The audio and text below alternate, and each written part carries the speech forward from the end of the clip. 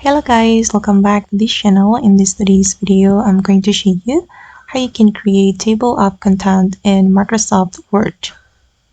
Okay, let's get into it guys. I have opened my Microsoft Word document and I'm going to create table of content for this document.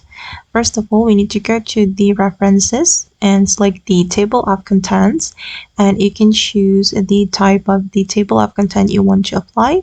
You can choose automatic table 1, table 2, or manual table, and I'm going to select automatic table 1. Okay, and we need to apply heading to fill the content here. This is for the chapter 1. I'm going to apply heading for chapter 1. We can go to the home menu, select styles, and you need to apply heading. Then you can modify the heading according to the style you want to apply.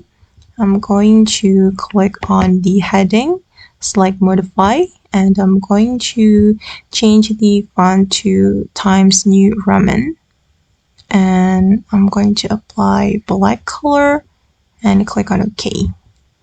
Alright, and the heading 1 has been applied, and I'm going to apply the heading 2 to the subchapter. I'm going to go to the style, select heading 2.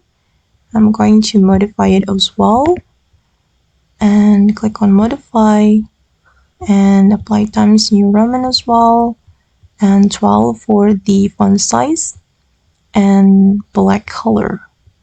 Okay, and I'm going to update the table, so you need to do it one by one guys for the chapter and subchapter, and this is the result.